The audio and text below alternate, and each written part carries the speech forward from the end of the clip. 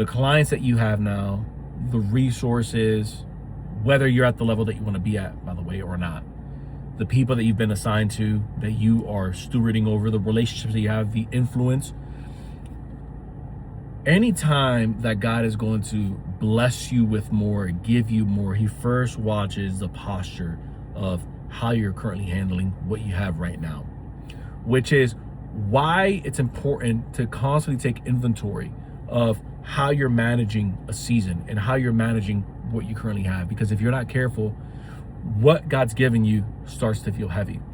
And it should never feel heavy, because it actually says that my burden is light, my yoke is easy. So why does it say that? Like, why does business begin to feel heavy? Why does influence begin to feel like a burden? And I think it has to do with a heart posture. This is why when we are making a prayer, and this has been a prayer that I've really been wrestling with lately, is God, search my heart, like David prayed. When he made this prayer, he says, search my heart. And I want to say it's Psalm 34:7, where it says, take delight in the Lord and he will give you the desires of your heart. Notice that it says that he will give you the desires of your heart, and not just you will find the desires of your heart. The desires of your heart will be revealed. It says that he'll give them to you. And so what ends up happening is the way that we run our businesses, the way that we engage in our networks, the way that we even handle resources, even our appetite for certain relationships begin to change. And so we actually start to operate from a place of gratitude, because we know that everything that we have isn't ours. We're just stewarding it. And so now it actually releases a lot of the responsibility of us feeling like we have to carry this thing out all on ourselves, or we have to, do a dance and a pony show just to keep this going.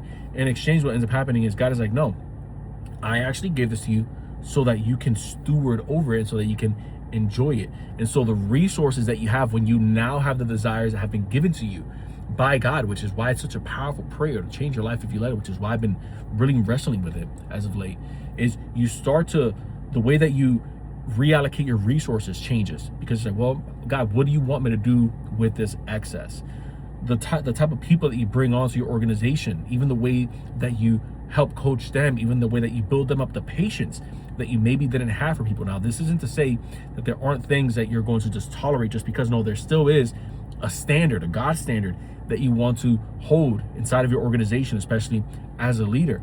But even the way that you go about, the way that you coach people, and the way that you build them up, and the way that you lead them, and the way that you instruct them, you now start to build them up even through the lens of how God sees them, because it's almost like a lens. One of my favorite ways that one of my friends put it one time is he's hyper prophetic. And I asked him one time, because I really wanted to tap into the way that he would minister to people. And I asked him, hey, quick question, man. Like, when you're going to minister to someone, like, how do you find like almost like a stream of how to speak to them? Because everyone flows differently in the prophetic realm. And so I was curious to see how he would flow.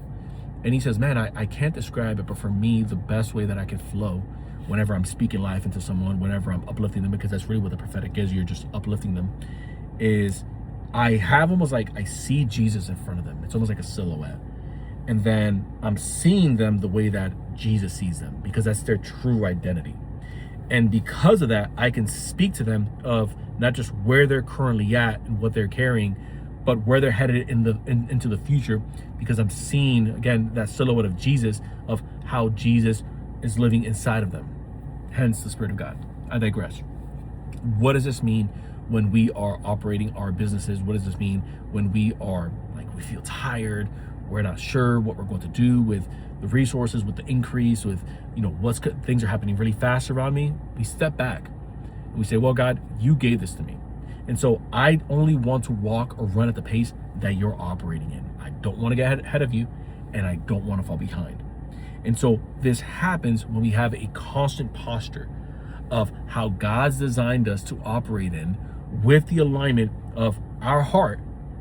And then we start to exchange the lies that we've been believing up to that point of, I can't do this, I'm inadequate, I'm not built for this, this is too much for me to carry, let me just go back to when life was simpler.